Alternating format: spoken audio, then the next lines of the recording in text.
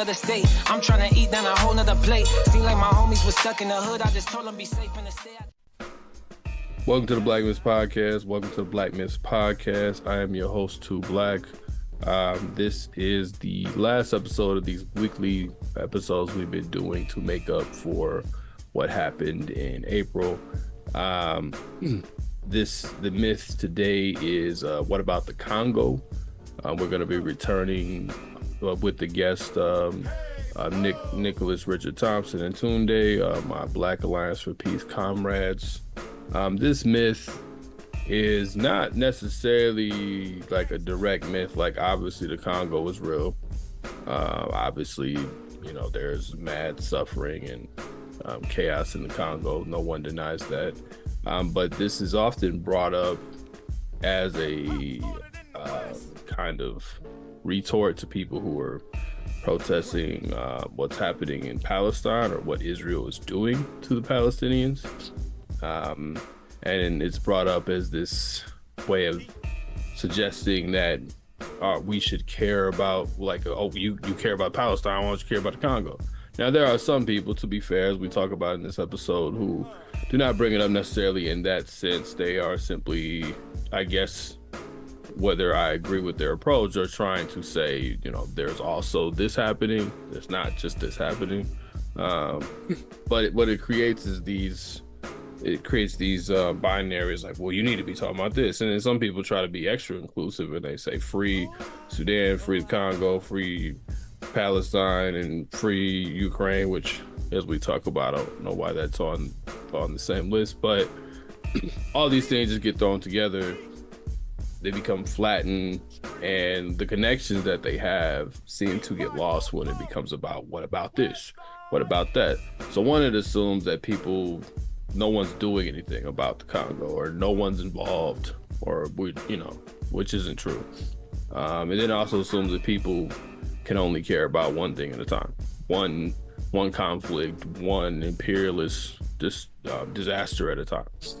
So that's just not how this works. And again, this has been promoted by I don't know what to call them, some celebrities, people who like to call themselves activists. I believe Umar Johnson posted something on his page, on his Instagram page, calling out HBCU students and saying, why don't you care anything about Africa? He says Haiti and the Congo and Ethiopia and genocide and mass incarceration, as if these students have never cared about any of those things, other than Palestine. It's also this, there's other things we've dealt with in other episodes as far as Palestine having this, Palestinians having anti-blackness within their culture and therefore undeserving of black support, right? We've dealt with that in other episodes, so I'm not going to get deep into that. But overall, this what about the Congo retort just poorly frames how we should understand the connection of these things, and it puts them, as Nick says, in opposition to each other. So anyway, that's what we're going to get into today. We're going to get into just that framing, some history of the Congo. For those who are longtime listeners, you know we did a very deep dive episode about Lumumba, Patrice Lumumba, back in the beginning of 2023, which is referenced in this conversation. So we'll put that in the show notes. And then, you know, we're going to get into history, the current situation, and some of the African news that's been going on. There was actually a recent failed coup in the Congo, and there's the elections in South Africa. So we're going to talk a little bit about that. I do want to give people, this is talked about in the episode, but I still want to say some of these things. I do want to give people just a little bit of a backdrop. When we're talking about the Congo, people are generally referring to, since 1996, there's been at least 6 million people have been killed due to various conflicts. And when we say the Congo, we mean the Democratic Republic of the Congo, not the Republic of Congo. There's a slight difference. There's a country that also has Congo in it that's right next to the Democratic Republic of the Congo. So I want to be clear about that. $24 trillion of mineral wealth is embedded in the Congo, according to the World Bank. Yet the people in the country, over 60 million people, live on $2.15 a day. So this is a dire situation. It's also important to note that this is the 24-year anniversary of the 6-day war in Congo. That was a war that was fought on Congolese soil between Rwanda and Uganda, different entities and armies that fought each other on that soil. And that was in the 2000s, so that's not 1996, but there's 96, there's 98, and there's 2000. So that war started on June 5th, 2000. This episode will be dropping on June 7th. It went from June 5th to June 10th. So this is the 24th anniversary of that war. And there are people doing work. Some of them are just doing it to collect NGO checks. Some people are really trying to bring some kind of peace and some kind of upgrade to the situation. We'll reference some of those people in the show notes as well. So, that's the situation. But if you only hear people say, what about the Congo in response to Palestine? And you're not just saying. So anyway, gonna get into that real quick. Definitely want to shout out patrons. Again, we've been doing this weekly, so we're not picking up as many every week. But there was one recently, Elizabeth Burberry. So shout out to Elizabeth Burberry for signing up. Remember to please sign up for the Patreon. It is very helpful for this show to continue because there's a lot of work that has to go into these episodes. So please sign up for that. Other than that, we're gonna get into it with our guests, Nick and Tunde, Black Alliance for Peace comrades. Hope y'all learned something from this episode and can apply it. Peace out.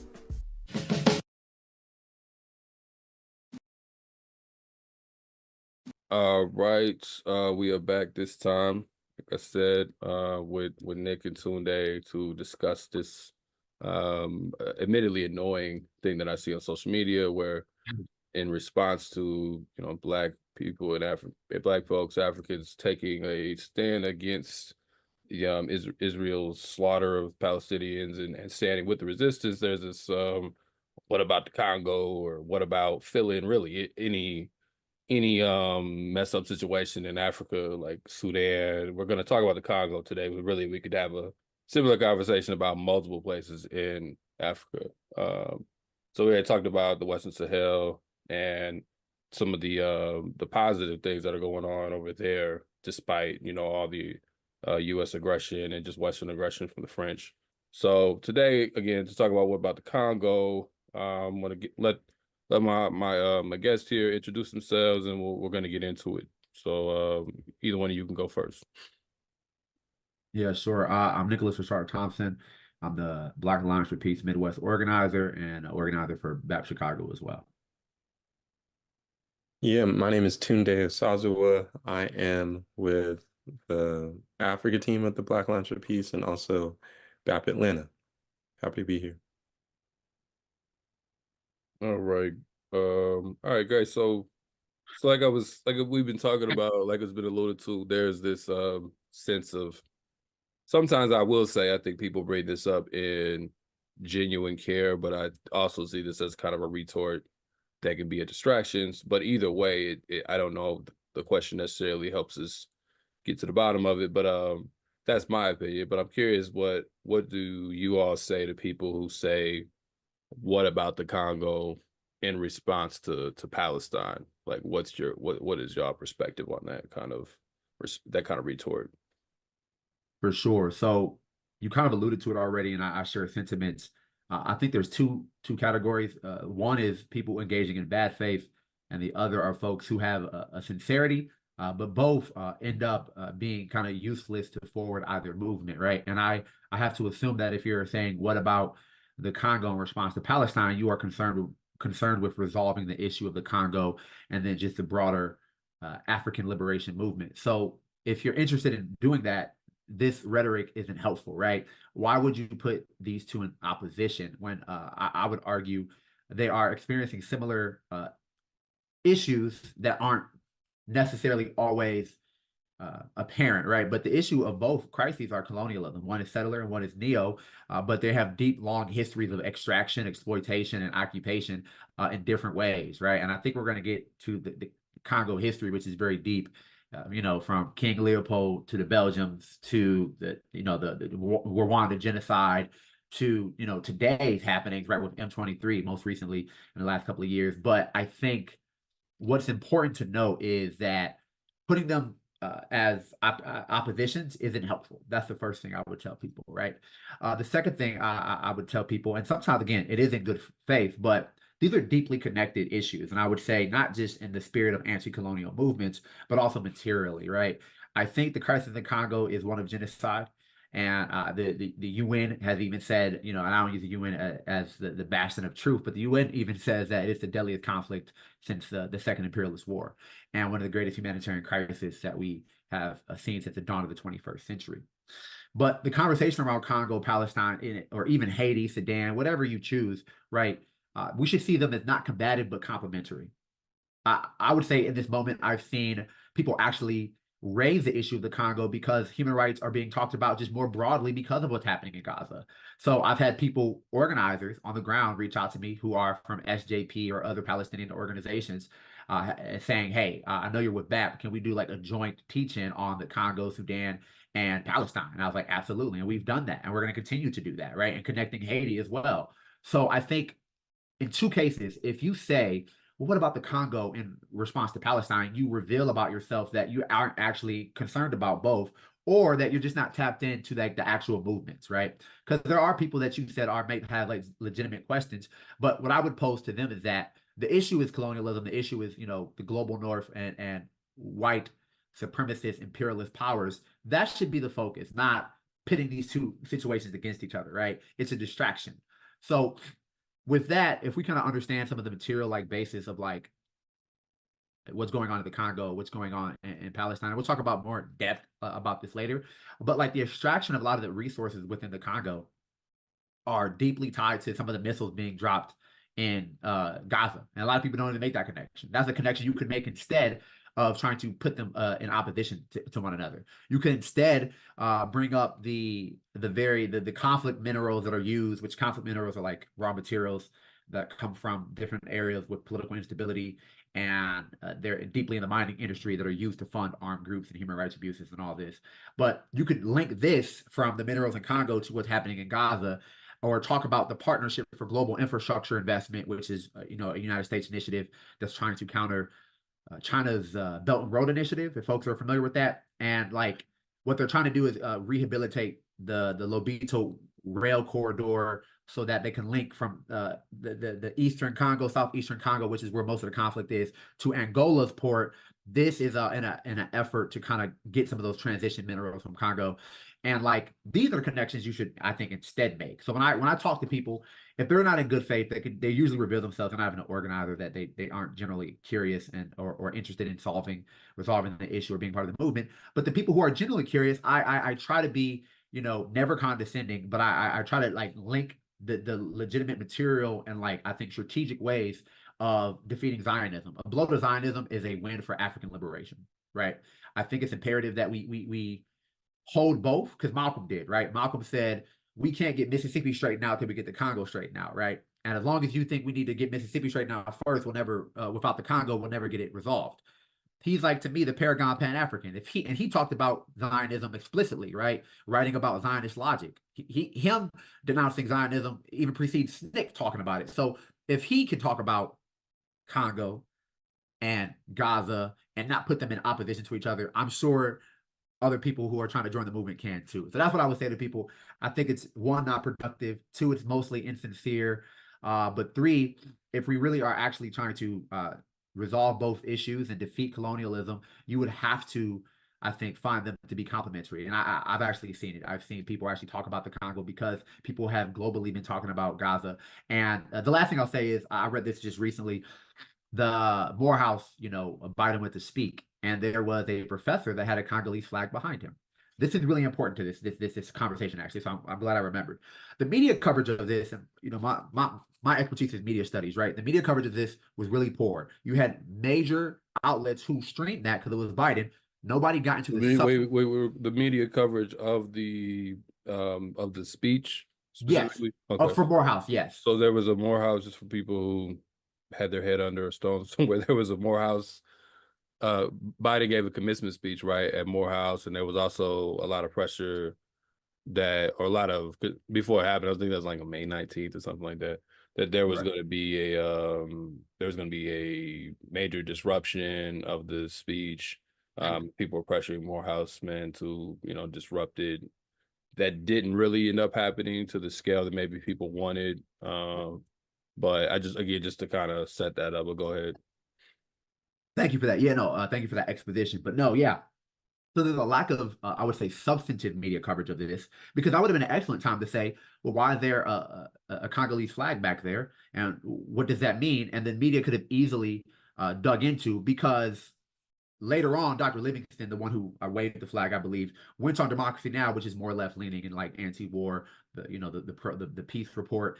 They talked about it and they said, the U.S. support for Rwanda. They talked about M23 militia, the lack of media attention of Congo, right? And the U.S. responsibility for Lumumba's assassination. They got into the real nitty-gritty of what had been happening in the Congo for decades, centuries even, right? But mainstream media didn't. So I'll bring it back to this. We do not control the media as working people. And that is not like a cynical claim, but we just don't. And we have to have other independent and like legitimate principled sources coming out. But people who are just getting into the movement may not know about Congo, but it's not because they don't care. So I think a lot of people who try to compare the two, ends up being not productive. When in reality, like, there have been plenty of opportunities to do so, but right now, the flavor of the month for corporate media is talking about Gaza, right? It was like a couple years ago, they were talking about Ukraine, right? So people, manufacturing consent, we could talk about inventing reality, all that. But ultimately, if people are deeply concerned about both, do not compare them. Instead, can join them in unity and find ways to draw connections, because there are many connections, right? There's a billionaire, I forget his name, but a billionaire staunch Zionist who lives in Israel, who owns like mining corporations all throughout the Congo. So if I think of his name, I'll bring him up. But yeah, yeah, so and I can't think of the name right now off the top of my head, but I know what you're talking about. They invested the money that they've made from the Congo has actually been used to invest in some of the settlements in the West Bank as well. Correct. So there's a very material connection. Dan Gertler, that's his name. So yeah,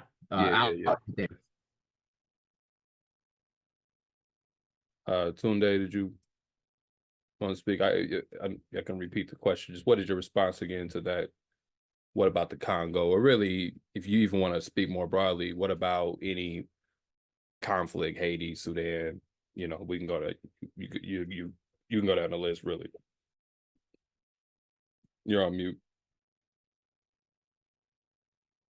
Yeah, no, apologies for that. But yeah, I think in terms of these various conflicts, and as Nick kind of really spoke to, it's not like one concern over the other, right? Like, many of us who are actually struggling for Palestine are struggling for the Congo too, or struggling for Haiti, for Sudan and beyond, right? And so I think activity around Palestine doesn't diminish the importance of the Congo or those other struggles, right? And they're related, to Nick's point, because it's the same enemy, right? Like, the same people setting the policy for Zionism are, kind of directly implicated to that point around Dan Gertler and all the other folks who are wielding power, right? Like, it's the same folks that we're up against and that we're trying to address these struggles. To the point of like Zionism, right? Like, y'all spoke about Zionism being directly implicated in the plunder of Congo and Africa as a whole. And the role of I guess Israeli forces in terms of training militaries and security forces all over Africa, and all over the world, really is important, I think. And so that's something to pay attention to, right? Like, the Zionists do a lot of the dirty work. And y'all spoke to Dan Gertler, right? Like, Israel is one of the biggest exporters of diamonds, but they don't have a single diamond mine, right? And that's that's a, you know, an issue we have to address, right? Like they're benefiting from the exploitation and plunder of the Congo in those ways. And so, you know, we have to work to, I think, combine these struggles against our enemy, right? If we're for African liberation, we also have to be against Zionism. And so I think that is very important. If we're for, you know, the liberation in Haiti and Sudan, we have to be against, you know, the exploitation in the Congo and you know, beyond. So I think, you know, Nick kind of already got it most of the points I you know had, but I think we could also speak to you know, just the need to raise kind of the collective consciousness around the connections between these various struggles, right? And so I think that's happening, but you know, that there's more work that we can continue to do so that, you know, as we're you know, speaking to folks who have these questions, like we're able to explain why you know, they're all connected and that it's important to look more holistically, right? I think, you know, even touching on like how a lot of these struggles directly impact us here. And I think we'll get to some of that as far as like, you know, how the Congolese struggle and Congolese minerals and resources are, you know, things that we benefit from, right? You know, folks have probably already heard a little bit about how Palestinian liberation materially benefits Black people, right? Like a blow to the Zionist state of Israel is a blow to Western imperialism that's objectively good for Black and African people globally if we understand the reality of our situation. And so I think, you know, one way to make that clear is, you know, talk about things like, you know, I mentioned the training that the Zionist state provides to security forces all over the world, but talk about how that impacts us locally, you know, through deadly exchange programs, right, where I guess U.S. law enforcement and Israeli law enforcement are exchanging tactics and strategies and skills, right, and training together. I think that's a salient example to bring up, and just speak about how that is not just happening, you know, here in the U.S., but the U.S. is training, you know, forces all over the continent, but as is the Zionist state. So I think that's very important to call out. But yeah, I think Nick already kind of spoke to most of the other points that I was going to raise. Well, thanks for that. Yeah, I think a better retort might be, what about imperialism? So that way we're just clear, because I think maybe that's what's missing, is just, there's a lot of things missing in these conversations. But I'm saying one of the things is just like, it's not if we understand everything is just a conflict in a region that's between this party and that party, then it's hard to see the connection anywhere, you know? So if it doesn't matter where it is, whether it's down the street from where you live or across the globe, if it's just the kind of the geographic conflict of the people who currently live there or who are most visible, and we just think about it as their beef, their issue, then, you know, we're not able to make the broader connection. Imperialism allows you, if you actually understand it, to understand like imperialism can't just be a localized thing. It's impossible. Like imperialism has to be across the globe. It's the only way it works. If it was just a local thing, then it wouldn't even be that. It would be something else, right? So I think it's just important to think about it in that sense. So since we're on the Congo, just to give people a little bit of history, and I also want to tell people to, I think I would have already said this in the intro, but just once again to refer back to the episode, the Black Myths that we did on Lumumba. The myth was that, you know, Patrice Lumumba was assassinated because he was a communist, and we did a very deep dive into history of the Congo, and even prior to, you know, Patrice Lumumba being alive. Deep dive into the CIA's involvement in his assassination and such. So just want to, you know, refer people, because we're not gonna be able to get as deep into that today. So if you really want to deep dive into it, we did 4 hours of it. So go listen to that.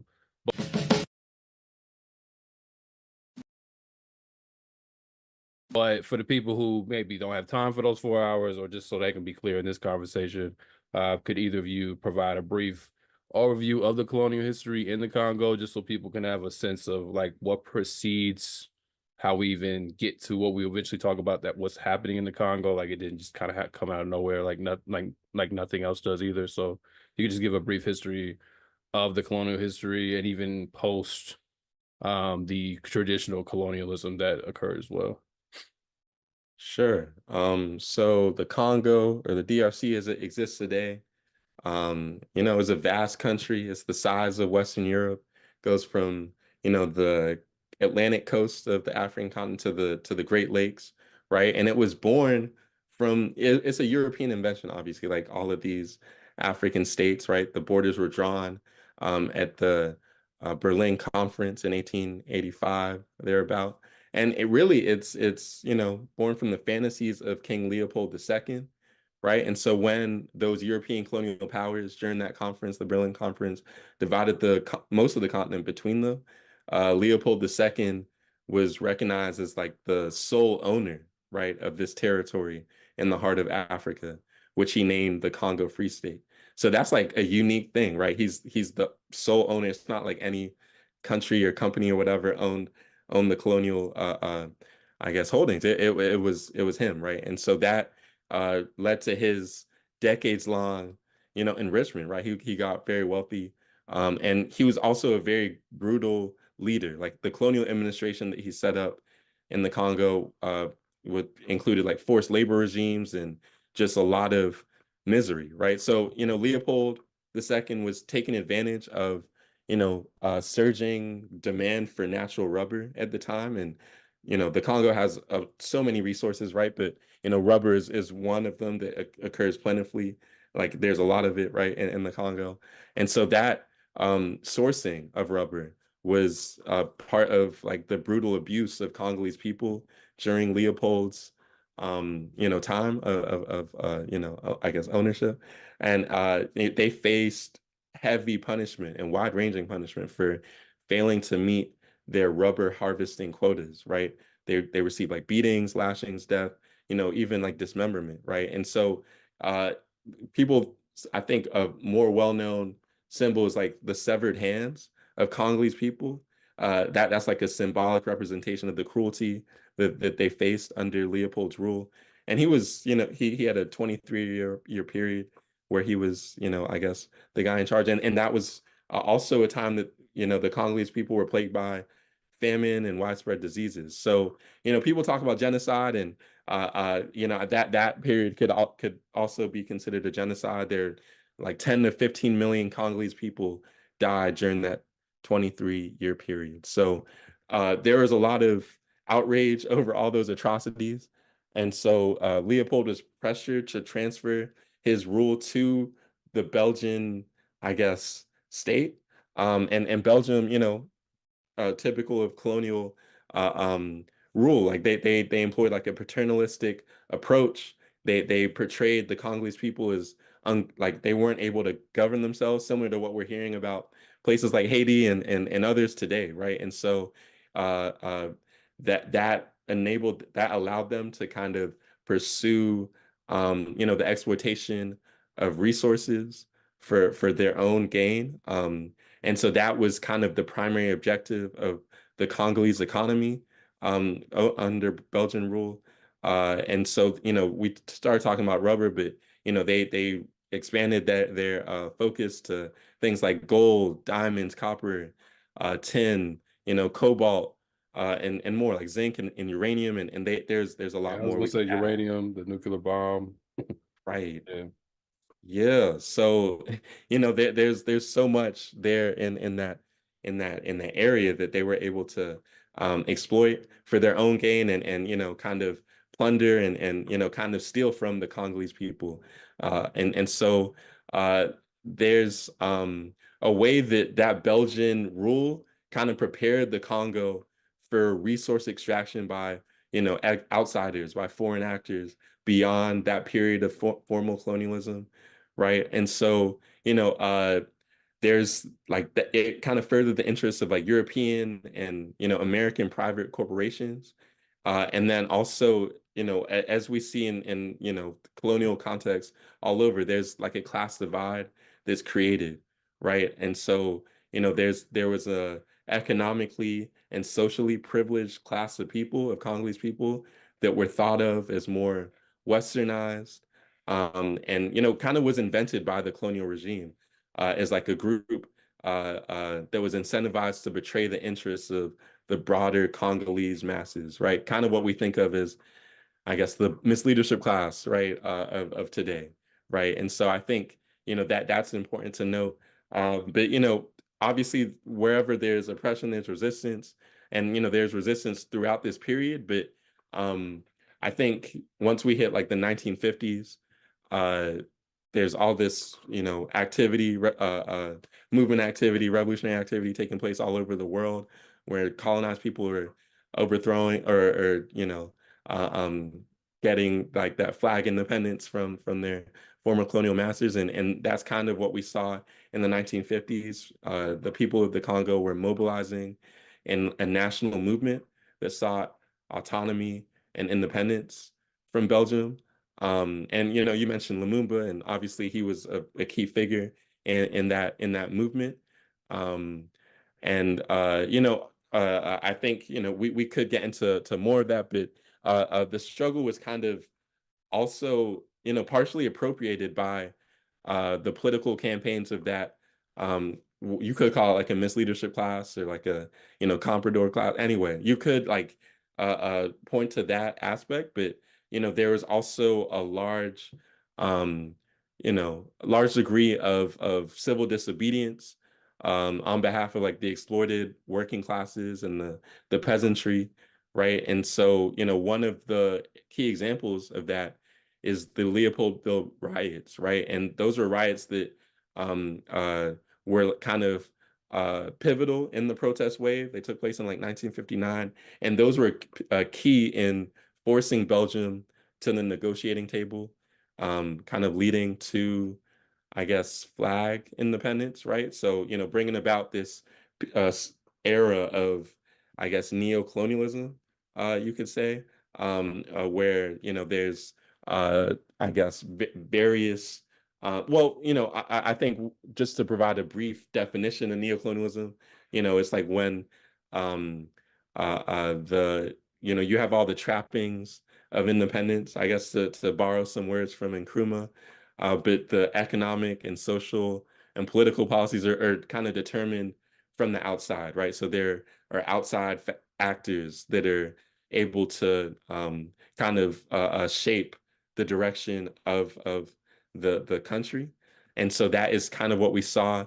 I mentioned Lumumba and how he was pivotal in the independence movement, in the anti-colonial struggle.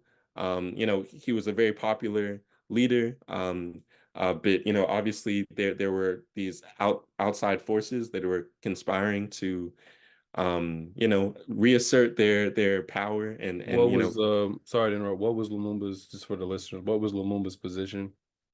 Yeah, so he was the first elected prime minister of the Congo. He came to power in like June 30th of 1960, which is the date of Congo's independence from Belgium. And within 10 weeks of being elected, right, within 10 weeks of Congo getting its flag independence from Belgium, he was deposed in a coup, which I guess had the imprints of like Belgian and French and British and U.S. powers, right? Western powers were involved. Even the United Nations were in cahoots with local leaders like Joseph Mobutu and Moise Tshombe, right? Who were, kind of on the ground, like, very, very visible in the coup, but obviously there are all these Western powers that were involved and active in overthrowing Lumumba.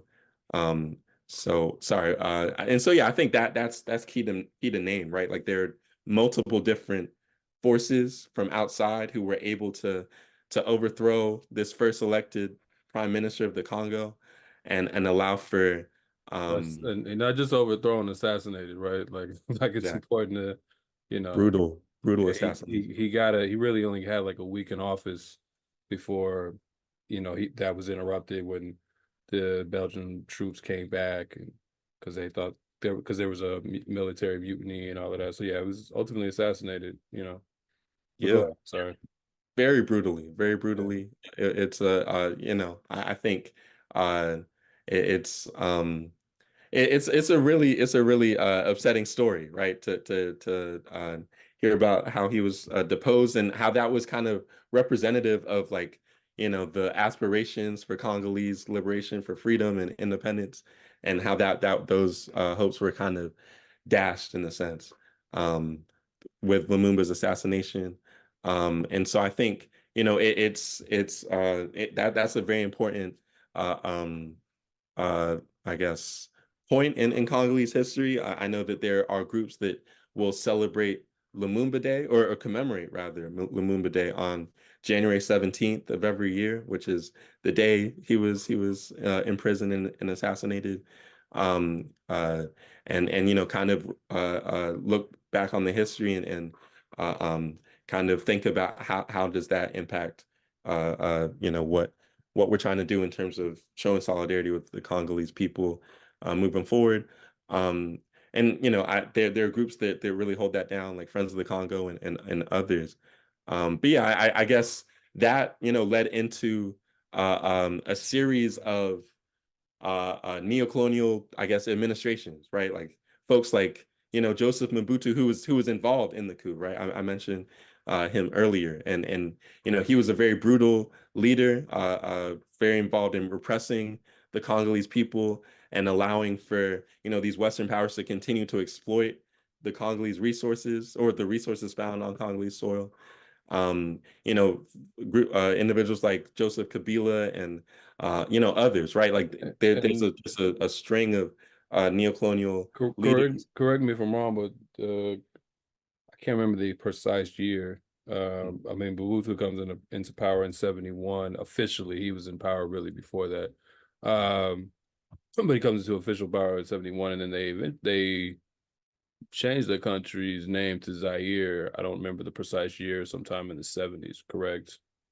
Yes, yeah, and so actually, it in 71, Mobutu, who changed his name actually to Mobutu Sese Seko, like when he was part of the coup, it was Joseph Mobutu, but then he became MSS or Mobutu Sese Seko, right, and he became the president of Zaire in 71, and so I think that is they were kind of rebranding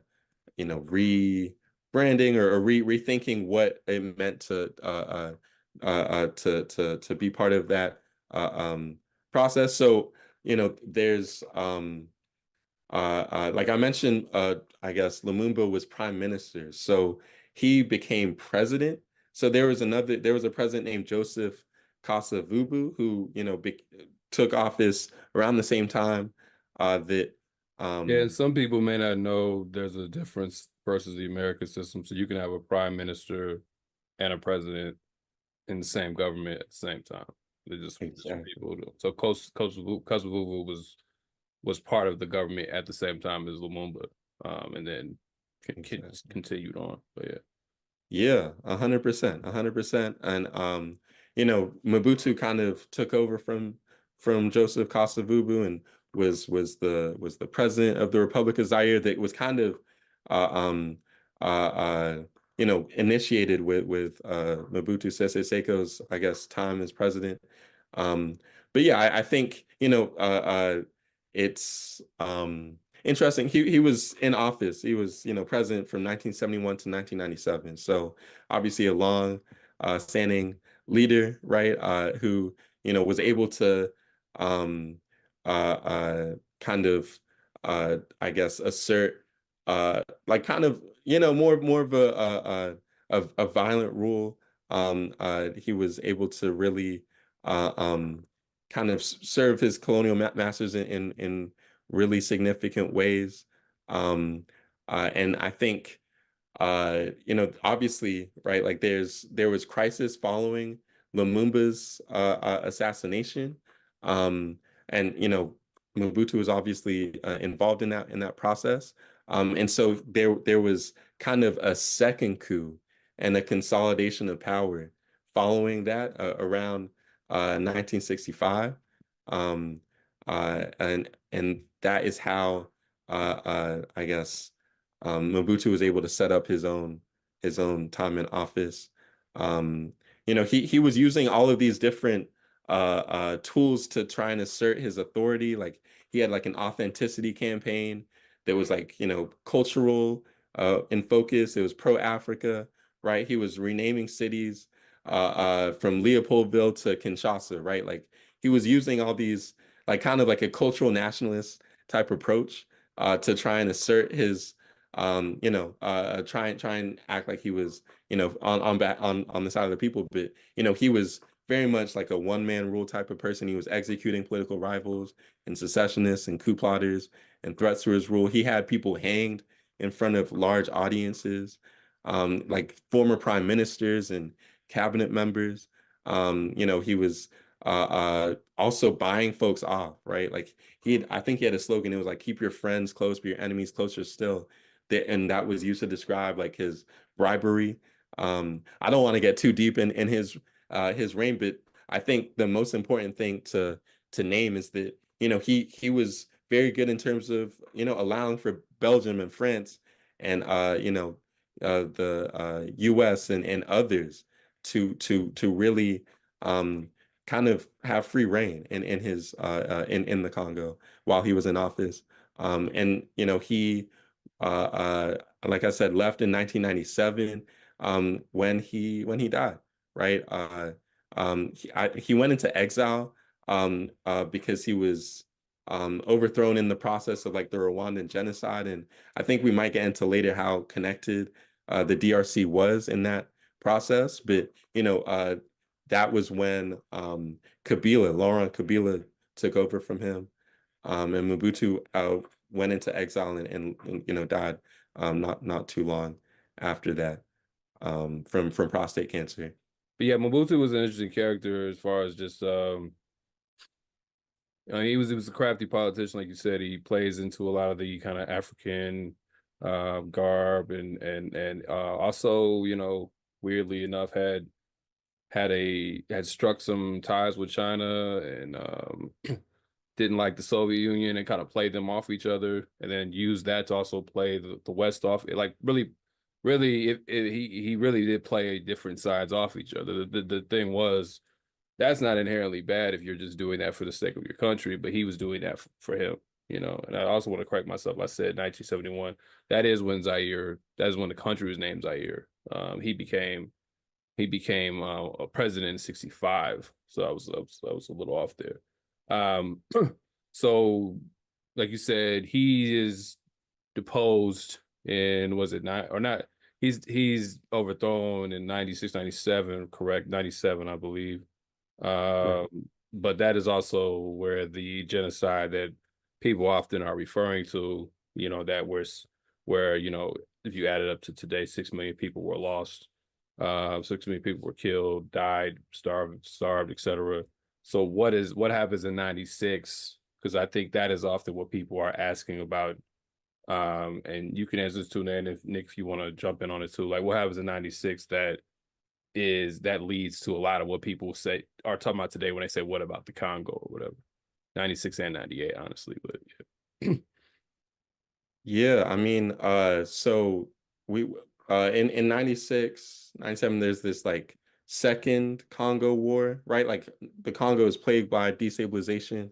And this second war is between Rwanda and Uganda on Congolese soil. Both, led, like Rwanda is led by Paul Kagame, Uganda by Museveni. They're both, backed by Western forces. And essentially their efforts were in part to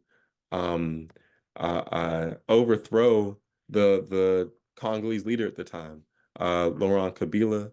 And so, yeah, they were sponsoring rebel groups at that time who were, causing a lot of devastation in the country. Right now, even like that process of Rwanda and Uganda backing rebel groups is ongoing and is a big part of the issue that folks are facing. And so, you know, that Second Congo War kind of kicked off, like you said, the a big part of what folks refer to as the current genocide in the Congo, where close to 6 million Congolese folks have been murdered or killed in the carnage. And so I think that's a key, I guess, point to look at. And it largely took place under the rule of Kabila, Laurent Kabila. But yeah, so I guess you know, half of the 6 million that have perished are children, right, under the age of 5. You know, hundreds of thousands of women have experienced things like sexual violence as a tool of war. You know, and there's been like an exacerbation of the extreme poverty. You know, 70% of Congolese people, you know, live in extreme poverty, earning less than $2 a day, right? And you know, the conflict has been exacerbated over time, right? Like recently, due to the resurgence of one of the rebel groups that Rwanda is backing, M23. You know, there has been, you know, killing and displacing thousands of people. You know, indigenous communities and youth organizers and others are trying to organize for, you know, positive change, but the conditions are continue to be dire. And so that's kind of where we are right now. And so I just wanted to point to those first and second Congolese wars between Rwanda and Uganda, who invaded Congo to carry them out as part of, you know, the removal of Mobutu and part of like the offensive against Kabila that unleashed the deaths of over nearly 6 million of nearly 6 million people. I don't know, Nick, if you want to jump in.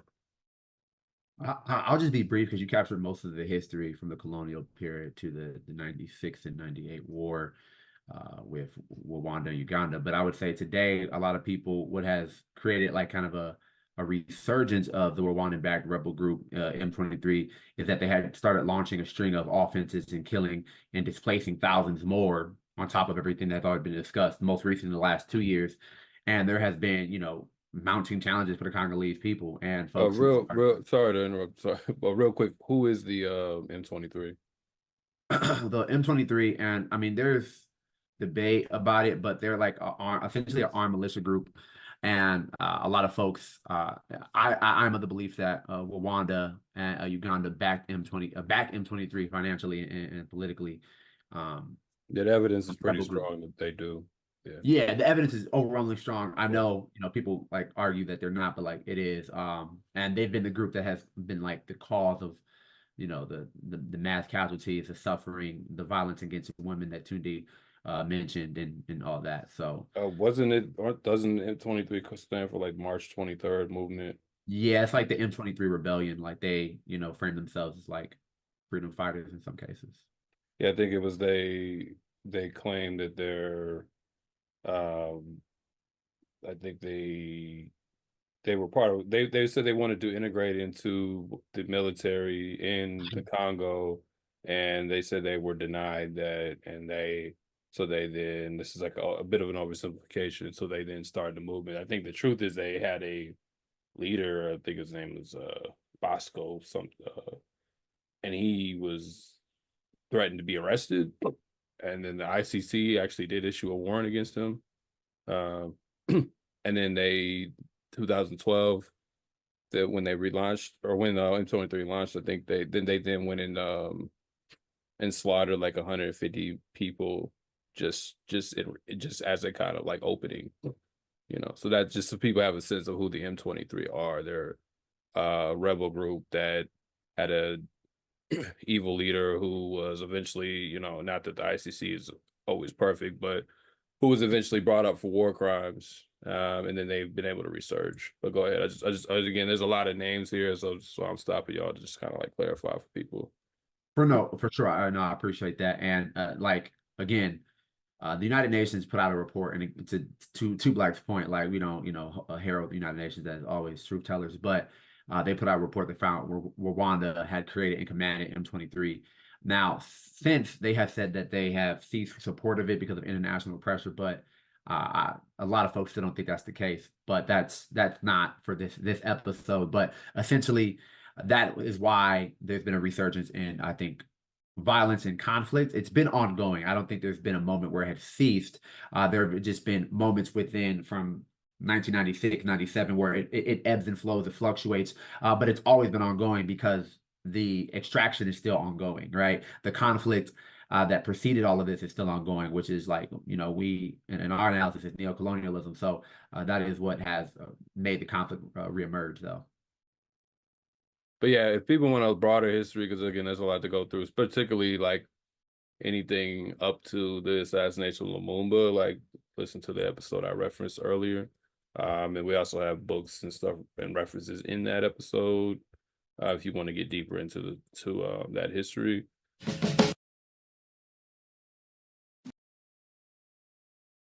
So I guess to bring it to today, since y'all laid that out, thanks for that. When people say, what about the Congo? And you kind of already answered it, but just get deeper into it. Like, what are they referring to today for, I guess, in some cases, to contrast it with Palestine, or to at least, I guess, be more inclusive of genocide or something? I don't know what people mean, like, to open up the kind of like, okay, what about the Congo? What about Palestine? Let's talk about it all. Like, what is the about? Like, what is the about that people are referring to? Sure. I think if I'm engaging in good faith, my assumption is when people say, what about the Congo? They are drawing a parallel. So they're almost there, right? I think they're drawing a parallel between, well, what about the Congo? And what's currently happening is a genocide. It's been a genocide. Since the Rwanda genocide, it's an ongoing. And I think what people are bringing up is that comparison of, well, why are we speaking about this more than the other? But we've kind of already kind of illustrated why that takes place and how media, manufactures consent, and we don't have control over that. But what people are referring to about today is some of the conflicts that are occurring. Oftentimes people refer to these conflicts as like tribal, or there's like corrupt leadership, and all these are true. And something that you said earlier is, you said, what about imperialism? When people say, what about the Congo? I think that's a great title, but two, I think that's always what we have to bring ourselves back, right? I think consistently commentators will intentionally or unintentionally absolve colonialism and capitalism as culprits that produce the conditions in Africa and elsewhere, right? When we're thinking about the circumstances that have been facilitated in the conflicts, instead of blaming, I think, the issues on whether it's tribalism or like insufficient leadership, we should talk about how and why that leadership continues to operate and for what purposes, and also how these like tribalism and all these things came to be.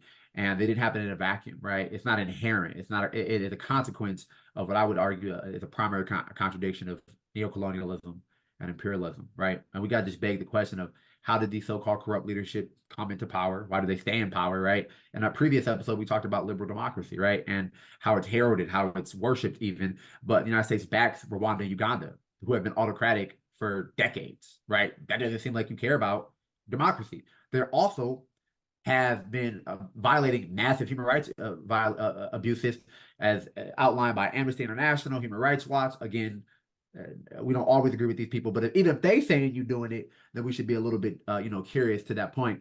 So, but the United States backs Rwanda and Uganda despite human rights abuses, despite not being democratic. So then, how could these places contend to or purport to care about democracy and human rights? So put that at the forefront of your mind. So what's going on today are human rights abuses. It is a lack of democracy, right? The people on the ground and the miners don't have a lot of recourse and political power. But this isn't because of a inherent incapability to govern or to organize. It is because of all the other factors we've talked about, the M23 being backed by governments, right? The extraction of their resources by whether it's UK, United States that back many of these multinational corporations. A lot of people are referring to also I would say, there was a very popular case at the UN that got taken for child labor, and it indicted Tesla, Microsoft, Google, Apple, and other pharmaceutical companies for having direct, connections to some of the resources being extracted. So when they're talking about what is happening today, that's generally what they're referring to. The Congo, its minerals, the extraction, and the conflict itself. And again, that's been exacerbated, but it's been going on for decades. So again, or centuries, if you really want to take it there. So again, when people bring it up, it's like, well, first off, it's been going on much longer, right? So to just bring it up now, you're revealing that you're just getting to the table to discuss it, which is fine. But again, we shouldn't put this in opposition to Palestine. We should see them as a lot of parallels to draw, but also see them as opportunities for unity. I hope that answers the question. Well, thank you. So you talked about, again, we say conflict, and so what's the conflict? Like, we know that people are dying, and I think that's often what people are getting at, but there also are, as has been alluded to earlier, there's resources in the Congo. So what resources are in the Congo that are leading to this conflict? I don't want to answer my own questions, so I'm just asking, like, what are resources in the Congo that lead to the conflict? How are those resources connected to us here on the, the United States and elsewhere, really around the world? Like, because people, again, this also helps push us away from this kind of tribalism narrative, because it's like, they're not just fighting each other because they're in different tribes. Like, what is coming out of the ground? What role does that play? That's for either of you in this idea of the conflict. Yeah, so to be more specific, so like even the lawsuit, Google, Microsoft, Tesla, and pharmaceutical companies, the specific minerals and resources that are coming out, the most popularly known is coltan, right? I think 70% of the world's coltan is coming out of there, right? But it's also cobalt, copper, zinc, diamonds, magnesium, uranium, even uranium, as we mentioned earlier, and all of these things go into technology, right? So this kind of green revolution that's been talked about, which I think is like an imperialist one, because it's going to be extraction from the global south, and not just the Congo, mainly the Congo, but other places from the global north, extracted from the global south, is going to be these resources to fund this green revolution so that they can offset their carbon emissions. But really, it's not really going to do anything. It's going to have a net positive, considering the main countries and the main nations that are polluting that are being extractive are the ones that consume the most still. So it's these resources that are causing conflict, which the rebel groups are coming in to try to occupy different areas where they're mineral rich, so that they can protect those interests, right? That's why it's important that we highlight who is funding M23 and for what purposes, because then we draw the connections, right? We can even get into like the history of how the fueling of conflict and the competition for control over these lucrative mining sites often lead to the outpour of like different violences in these villages, right? That's what leads to the displacement to create more mines. So it is the resources directly that fund this laptop that I'm on, actually, right? The phone that people might be watching and listening to this on, right? The missiles I talked about earlier that are being dropped on Gaza, like all of these resources are going into things we do daily, and that are going to actually try to reposition global north countries as, saviors of the planet because they're trying to get net zero emissions. But this is what it's at the cost of. And when you try to untangle that, the environmental movement, I think it has to be anti-imperialist. It has to be pro-peace if it's to be effective, and it's real cause. So that is what's causing the conflict.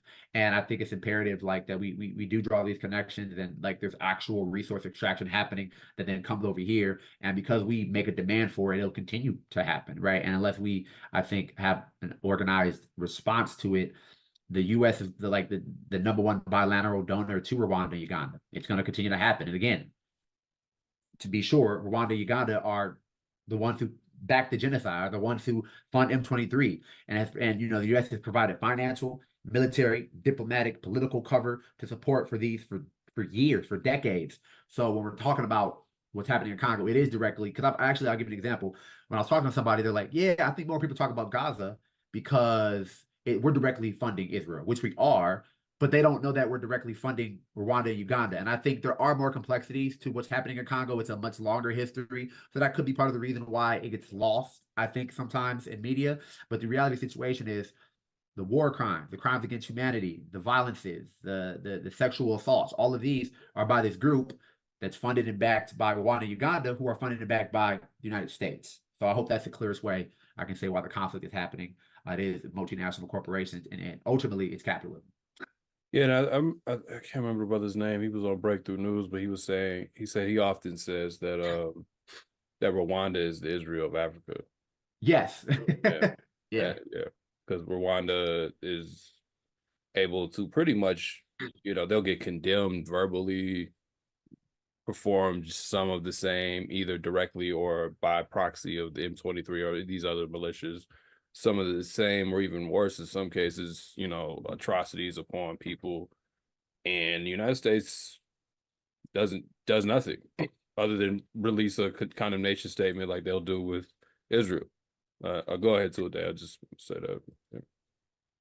Yeah, I mean, I think the ways that the U.S. is backing Rwanda and Uganda, and the ways that directly, right, Rwanda and Uganda are helping to fund a lot of these rebel groups. We were talking about like the resources and how diamonds, right, like they're literally known as blood diamonds or conflict diamonds, and gold is a conflict mineral because it's used, these are used to fund rebel groups, fund these armed groups and the corrupt elites in the Congo, right? They're like, the groups are able to profit from the gold trade through raiding mines and working with smugglers, and use those funds, use the profits to support their military activities, right? And even traders have to rely on armed groups many times, because they want to threaten their rivals or detain or even kill their rivals or even anyone who doesn't honor business deals. Like these are minerals that are mined in war zones, and oftentimes by forced labor, and they're sold to I guess fund warlord activities, terrorism, and other things. And so I think just understanding that gold and diamonds specifically are used in violent campaigns that have caused a lot of suffering to the Congolese people, to civilians. And these are also illicit trade, like underground economies oftentimes, that deprive the Congolese government of revenue and taxes, even though we understand that in the DRC and like basically all the capitalist world, right? It's a dictatorship of capital, right? Like so these governments are run by the wealthy and run to benefit the wealthy. And so even if the taxes, the revenue from these minerals were used for, I mean, we're all going to the government, it might not even benefit the people. I think that's maybe even a concept that would be relevant to our last discussion. But I just wanted to say that the gold and diamonds obviously are used to fund the rebel groups, and then a lot of those other materials are used in things that we use every day, to Nick's point, as far as like the coltan and the copper and the tin and tantalum and more, right? And so I think tin is used in a lot of like circuit boards for like electrical wiring and stuff like that. Tantalum is similar. Yeah, copper is used for wiring. Like any Right. electrical wiring is deeply bad. I mean, you can look at a USB cord for that charges your phone. You're gonna, if you take the initial coating off of it, you're gonna see copper. Exactly. So yeah. And like tungsten is used to like for phones, like to help them vibrate, right? The vibrating function of phones. So these are things that are used in like everyday functions that we don't even really think about, right? But it's all being kind of the minerals are being supplied by the Congo. And I mean, there's the Congo is abundant in resources. We're talking mostly about minerals, but it has a lot of like it has the world's second largest rainforest. Folks might have heard that, right? A lot of because and there's also a large river that runs through the country, so there's a lot of potential for hydropower.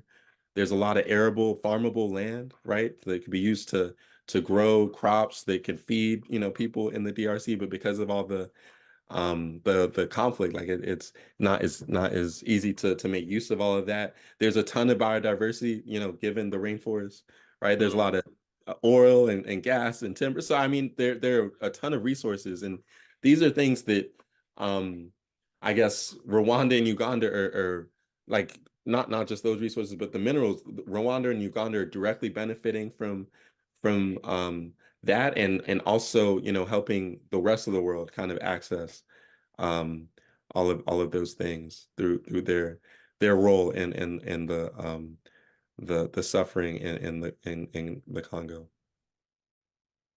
Thanks for that. Thanks for that. Yeah, again, I think it's important.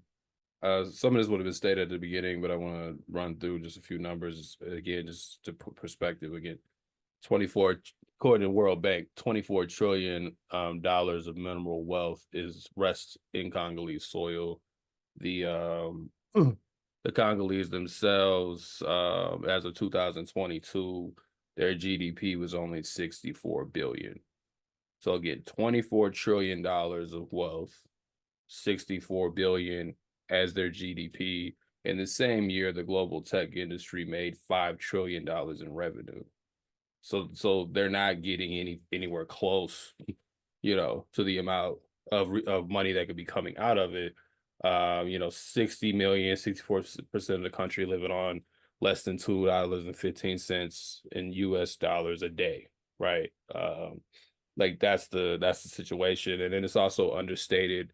We talk about cars and even the so-called green revolution or whatever, but also just like the US military in general, particularly US military, like relies on a lot of the technology too. So this isn't just being used to fuel what might be seen as non-threatening devices or electrical like a phone isn't seen as the same as a bomb. But a lot of this stuff is also used to power bombs too, or to power the type of equipment that can set off a bomb, because everything is cloud-based now, and in that sense. So people do need to get a good sense of just like what's really on the line there. Like Nick said, if you're listening to this, it's probably powered by something that came from that area, more than likely. If you're listening to this, whether that's on YouTube or Spotify or Apple TV, it's or Apple Pods, excuse me. So you're on your phone, something of that nature. So yeah.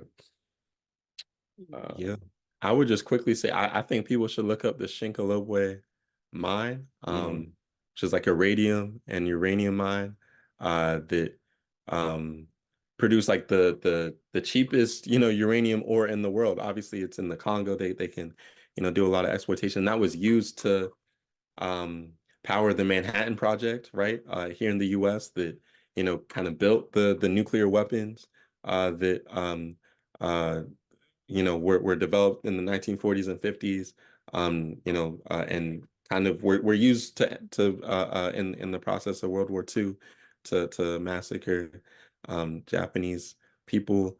And I think that history is very instructive in terms of what you're talking about, as far as how a lot of these resources are used by the military.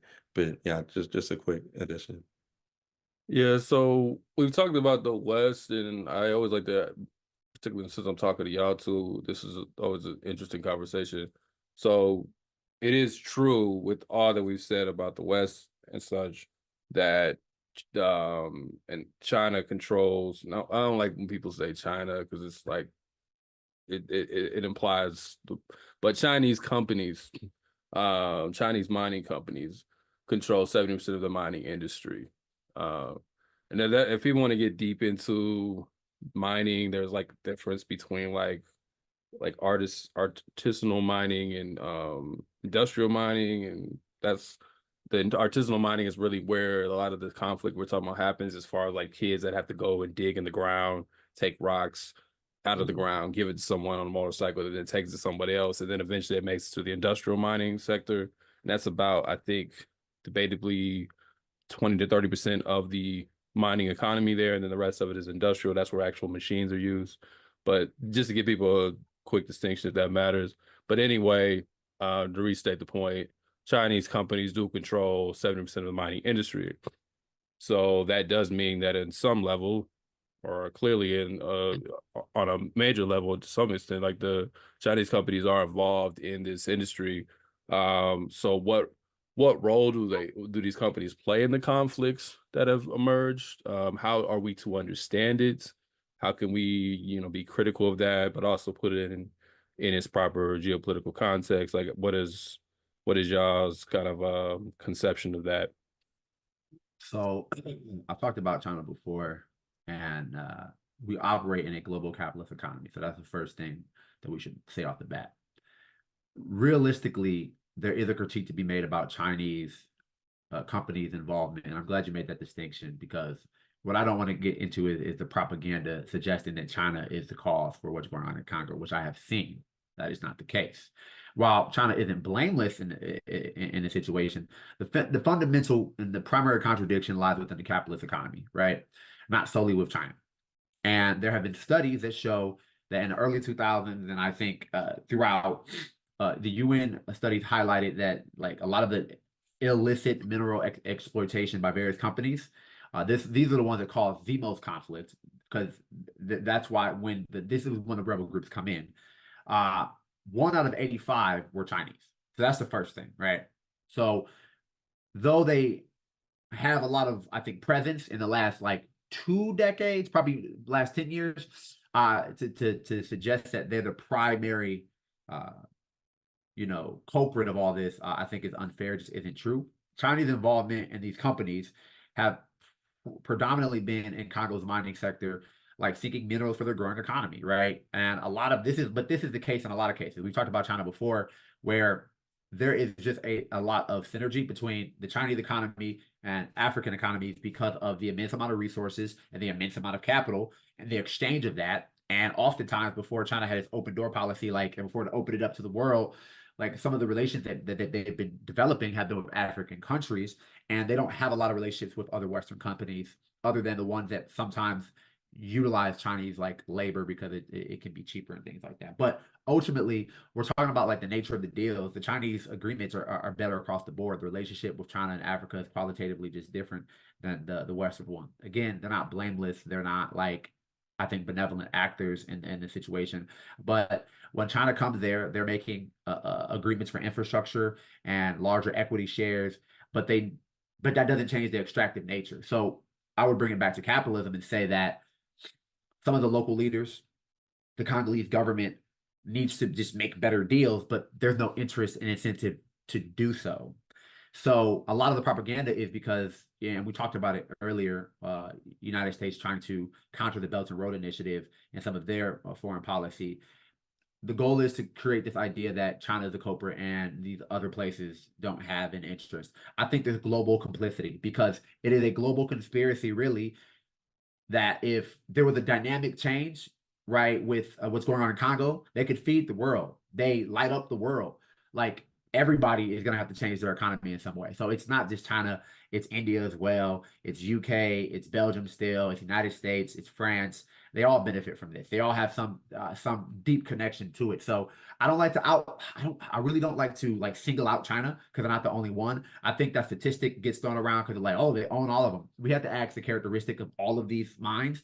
And you mentioned it, there's a difference between the different type of mining that is going on. So that's the big thing, right? But ultimately, I believe in the masses of the African people. So my position is always rooted in, right, we have to defeat capitalism, the primary contradictions. We have to defeat imperialism, and we should seek the powerful development of local organization of the masses to take on the local elites that kind of sell out and prioritize personal wealth and gain over the welfare of the Congolese people. Because China can't just come. The difference between China is like they're doing it through legal means and establishing mines, whereas historically other places are not doing the same process. Now, I'm not saying that absolves them. I'm not saying that, but it's fundamentally different, right? I think the way that they engage actually creates less overpouring conflict, but the extractive, exploitive nature is still there. And that's not there because of China. That is there because of years and years of that we've illustrated already of colonialism. So I don't want to blame China. They're certainly not blameless though. And China's foreign policy it's not interventionist, right? They're not going out and trying to establish socialism in other places. They made that very clear. That's just not part of their policy. And it's, I think, counterintuitive to the Western interventionism, which is constantly trying to go places and occupy, proxy wars, sanctions, and influence outcomes. Whereas China is trying to find, I think, more equitable deals often. And sometimes these companies actually get fined by the Chinese government when they do really terrible deals or do things that are out of line with the Chinese government's kind of expectations. So I think there's a deep we can do a deep dive on that and get into the intricacies of like China's government versus like their, private sector. But ultimately, I think a lot of this is rhetoric to counter the Chinese Belt and Road Initiative and the Chinese influence on the continent, right? I don't believe in Chinese colonialism, but they are deeply influenced, but it's because they're building infrastructure. They're bringing capital to develop, African countries. The relationships are qualitatively different, as I've already stated. So I would say that if you support the Congolese, your enemy is not China, it's still capitalism, imperialism, and colonialism, and you should be fighting against that and prioritizing the well-being of the people on the ground, and so they can have pressure as organized masses to advocate for themselves and work to their own self-determination. That would be my full answer on the China question.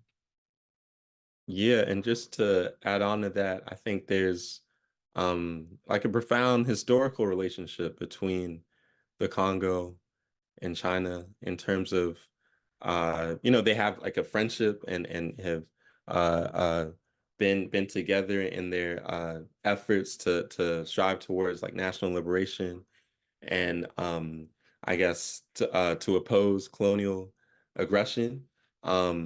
And so I think, even like when Lumumba was murdered by the imperialists and their stooges, right? Millions of Chinese people, gathered to express their solidarity with the Congolese people. And even Mao was talking about how the Congolese people were not alone in their struggle. The Chinese people were with them. And even up till now, right? Like there are all these bilateral meetings between the current Congolese president Tshisekedi and the Chinese president Xi, and they are discussing how to pursue a path towards joint development.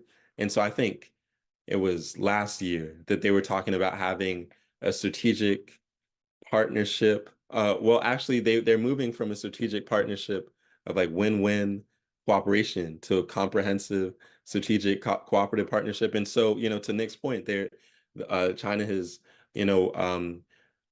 contributed significant amounts of resources to, building infrastructure and helping in terms of healthcare. They built hospitals and roads and bridges and things like that. Actually, over the course of the last 20 or so years, I think, China has been part of and completed more than 580 engineering projects, repaired over, thousands of miles of roads and, rehabilitated bridges and constructed helipads. But, obviously, right, to Nick's point, right, that there is exploitation taking place in mines. I think, to point to how the U.S. is funding, the Rwanda and Uganda who were supporting rebel groups. I think that's a very different form of engagement than, owning mines and building roads and hospitals, even though that exploitation is present and it should be critiqued.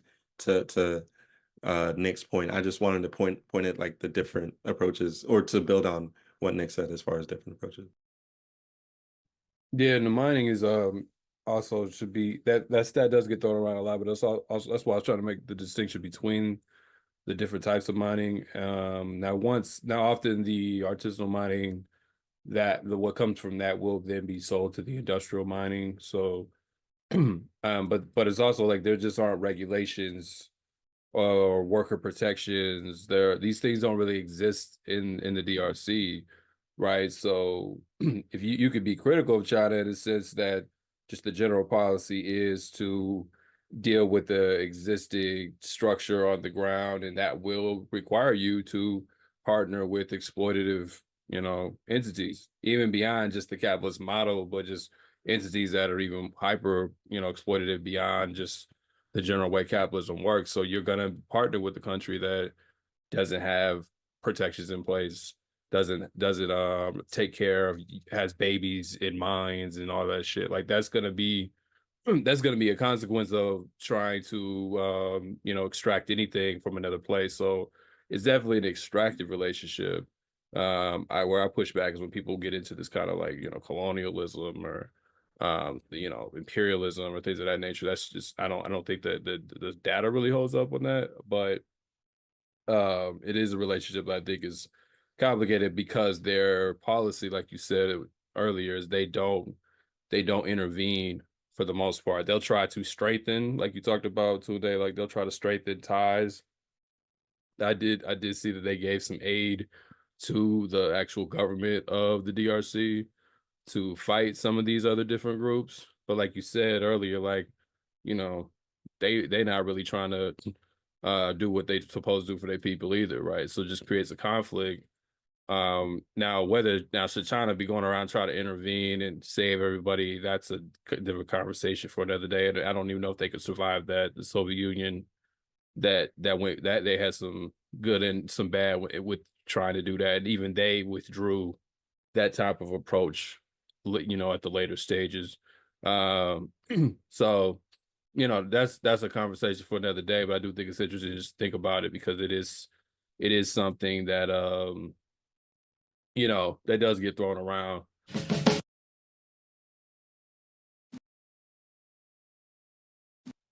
Few more things and we can get out of here.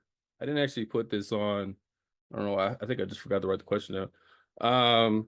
Did y'all have any comments on the recent coup or failed coup that just happened in the DRC? Three of those people were actually American born, or at least American citizens that were involved in the coup. It happened about a week ago. It was shut down pretty quickly for those listening and watching. But it did happen. So I didn't know if y'all had any comments on that and if you thought there was anything to it.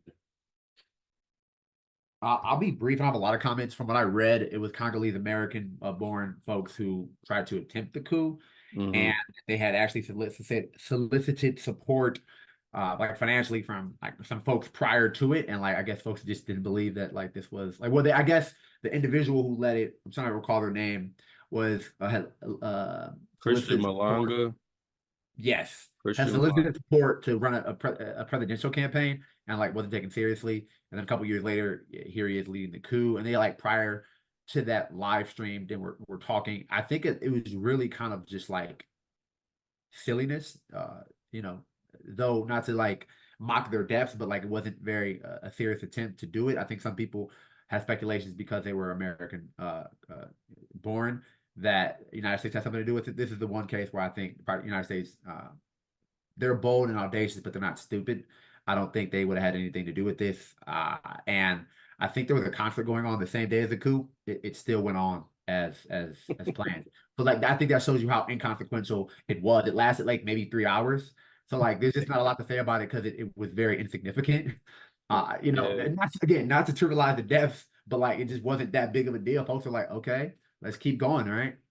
I think the only reason it made the news is because, again, Congo has been in the news more recently because of the question of human rights on a global scale. I think there's been a paradigm shift with what's going on in Gaza, which brings this conversation to the table that people are raising issues on a global scale. So I've seen people talk about Sudan. I've seen people talk about Haiti more. I've even seen people try to smuggle in Ukraine, but like that's not the same as any of these. So like, let's not do that because I've seen posts, free Haiti, free Palestine, free Sudan, free Congo, free Ukraine. No. Free Syria. Oh yeah, free Syria, right? Like relax, like stop it. So we also have to push back against that propaganda because they're trying to lump this all in together, and these are not the same. One of these things are not the same. So that's my comments on the coup. I don't know if Tunde has anything, but it was like pretty inconsequential. Yeah, I mean, I think just to speak to more examples, the Christian Malanga, he was like tied to like various Republican figures in on Capitol Hill, Republican politicians, through like a friendship he had with like a Ben Rubin Zalman Polon, who's like his business partner, right? That was who introduced him to folks like people on like the House Intelligence Committee.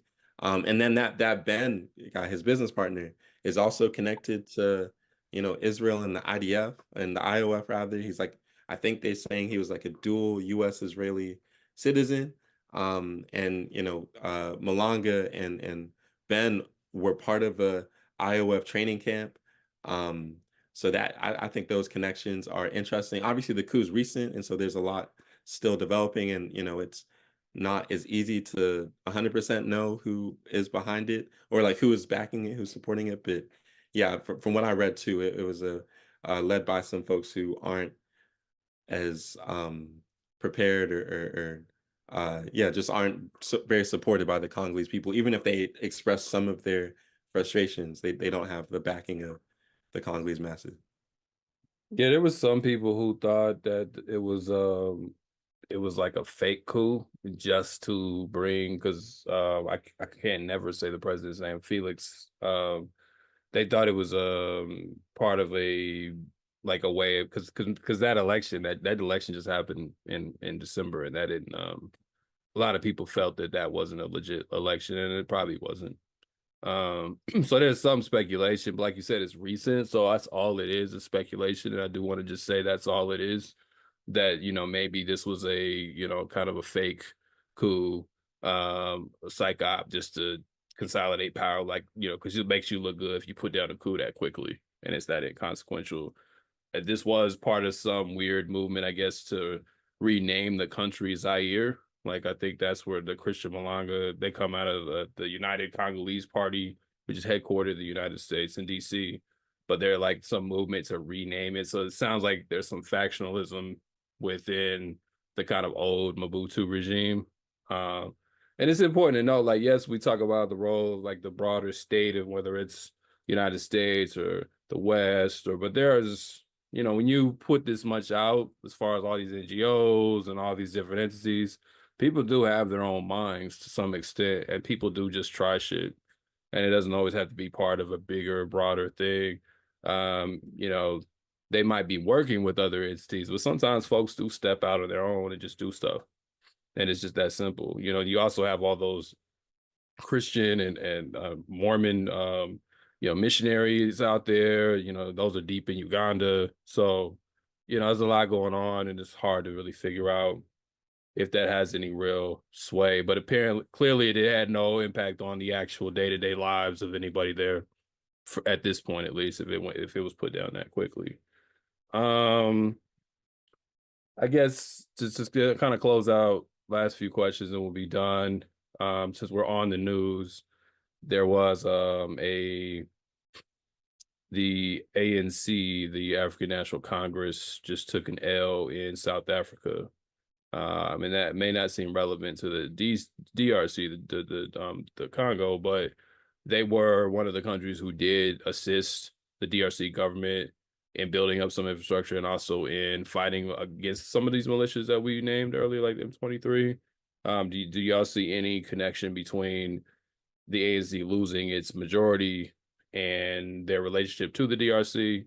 And the ANC is a whole other conversation for a whole nother episode, so you don't have to go deep into that, because I'm aware of, not of everything, but of some of the deep flaws of the ANC. But if the answer is just no, you can simply just say no. Do you see there being anything there, or do you think that's, again, speculative at this point?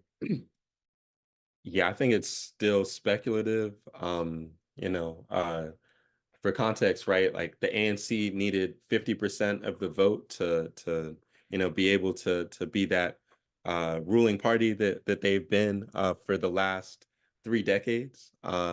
And because they only got about 40%, that's why folks are saying they took an L. So they need to partner with another party to I guess be the ruling party, so to speak. And so that was that's the question now. Like, who are they going to partner with? The reason why people were saying that or were thinking that this would happen, was because of the rise of groups like, you know, the EFF, the Economic Freedom Fighters, and which is led by Julius Malema, and then Jacob Zuma, who's the ex South African president, his party Umkhonto we Sizwe, which is also the name of the South African guerrilla force, the armed force that was fighting the apartheid regime, you know, back in the 90s and earlier, right? And so Jacob Zuma's party, Umkhonto we Sizwe, we'll call it MK, and the EFF, they were taking a lot of votes away from the ANC because, you know, people were dissatisfied, right? And for the reasons you kind of hinted at. And so that is kind of, you know, why they lost. And so actually the ANC, I'm sorry, the EFF didn't perform as well as people expected. So I think the hope was that the ANC would partner with the EFF and it would shift, you know, the South African political spectrum to the left. But, you know, the EFF really underperformed. And then MK, right, led by Jacob Zuma, actually did pretty well, got a little over 20% of the vote. But, you know, MK is very anti-ANC, and so it's looking like they're not willing to partner with them and be part of that ruling coalition, let's say. And so now it looks like the most viable option for the ANC is to partner with kind of the liberal Democratic Alliance, which is like a white-led party, right? They're not even liberal, but, but yeah, they're pretty far to the right. The Democratic Alliance, for people who don't know, is a descendant of the Nationalist Party that was over apartheid. So, you know, take that with how you want to take it. Go ahead. Sorry. Yeah, so no, just because that is looking like the most viable option at the moment, you know, things don't look good, right? Like it doesn't look good for the DRC that, you know, the ANC might partner with the Democratic Alliance to be part of like this ruling coalition in South Africa, because that would, you know, shift a lot of policies to the right, like you spoke to. You know, South Africa was planning to support in the effort to fight the rebels in the DRC, and you know, they're probably less likely to do it, but we don't know, right? Like a lot of that is speculation. They haven't made any decision in terms of who will be part of that ruling coalition. There's a lot of negotiation, but it's looking like MK, Jacob Zuma's party, is not willing. They're pretty far left, as is the EFF. But yeah, it's not looking good at the moment. But we'll see. We'll have to watch and wait and see. You have anything on that, Nick, or you're good on that? I'm pretty good. I would just say the dynamics to watch are going to be the foreign policies, right? Because the EFF underperformed, I think they had and some people are speculating, I don't think it's true, that the reason why they underperformed is because of xenophobia and displacement in other parts of Africa, right? Other African internal immigration is what some people are speculating. And I think that relates to the Congo because there's massive displacement and it's going to continue to be. So that could, in the future, have a major impact on their foreign policies of like, are we going to be a partner with the DRC in helping some of the displacement? So that's my initial thoughts, but like, there's just a lot that still has to take place, but I'll just leave it at that. Yeah, I think similar to, they're very different situations, but similar to like when the coup started happening that we talked about in the last episode, it was a wait and see. And, you know, there's been good developments. I mean, even since we published that episode, I think Ibrahim, he just got elected president, not just the military rule. I'm talking about in Burkina Faso. And the people were like very the people backed that, right? But when it's just a coup, you can't inherently say the nature of that is good or bad. You have to see, and coups generally, like we talk about Africa, do not have a good history, right? So you definitely have to track that. Like, so in this case, we'll see. It will be really weird if the party that helped oppose apartheid starts working with the party that helped impose apartheid. But you know, that's maybe we'll bring y'all back to talk about that if that happens. Last question. We already talked about how Palestine's materially connected to the DRC. So last question is, how could Africans in the U.S. struggle for Africans in the DRC and throughout Central Africa? and how can we see that struggle as tied to Palestine? You've already kind of answered this, but I guess just kind of just to say it again for the people who are asking, what about the Congo legitimately? They're not asking it to be contrarian and just to not do anything. What they really are trying to figure out how to connect those struggles. What would y'all say to them? Like, how can they fight for the Congo, fight for Palestine? How can they be involved in these things? How can they be supportive? So I'll give a really basic answer of like actionable things people can do, and I'll let Tunde talk about our Africa team because I think that's imperative to this. But join an organization, ideally an anti-imperialist organization that is working to educate, organize, and build a response to these a variety of conflicts that, again, that I would argue all share at least a central culprit, which is imperialism, colonialism, and capitalism. Right. The Friends of the Congo is an impeccable organization, which is a BAT member org, which is doing work, building, infrastructure, movement, infrastructure in terms of organization, movement building, climate justice. And they have a variety of just different programs that they do on the continent with folks on the ground, the villagers. So, right, if you want to have hands-on, I think that's the way. If you want to work more in terms of like building work here in the belly of the beast, I would say join like an organization like BAT and be a part of some of the political education, like one, educating yourself, but two, others, right, to start building a mass movement, right? If you want to see, because I remember one of the hosts was from that so-called Pan-African, I'm not gonna say the brother name, but he was like, all these college students are on campuses, but what about Umar Johnson? Yeah, go ahead. I was going to not say his name, but yeah, Dr. Umar so-called Johnson, he got a degree in psychology. I don't know why you be talking about this stuff, but the reality of the situation is if you are concerned about that too in good faith, why not be a part of the movements that exist that are doing work and join that, right? And I think there are people who probably are in good faith posing those questions, right? But if you're not a part of an organization, I think it becomes insincere and not real unless you are putting your mouth where your money where your mouth is, as they say. So I think it's important just to be a part of movement, to educate yourself, be a part of intergenerational movements that have been doing it for decades, and find a way to contribute to it, right? From each according to ability to each according to need. Find out where you fit in the movement. I think that's always important. It's been important for me in my development. I'd also finish this with this. Our former spokesperson, who's still on our coordinating committee, but Jamal Baraka says the issue that we're facing is global. So the response would have to also be global. So he's talking about the white supremacist, colonial, capitalist patriarchy. So when we're thinking about the Congo, build a campaign in your community maybe that connects it, right? Build on a state level, build with other orgs that are working on different issues, but are still facing colonialism, right? I thought it was beautiful that we got to do a teaching with some of the SJPs on Haiti and Congo, right? Everybody got to learn from one another, and it makes us better organizers. And because our enemy is organized, they are coordinated. The United States backs Uganda and Rwanda, as I mentioned. The United States backs Israel. All of these places with impunity.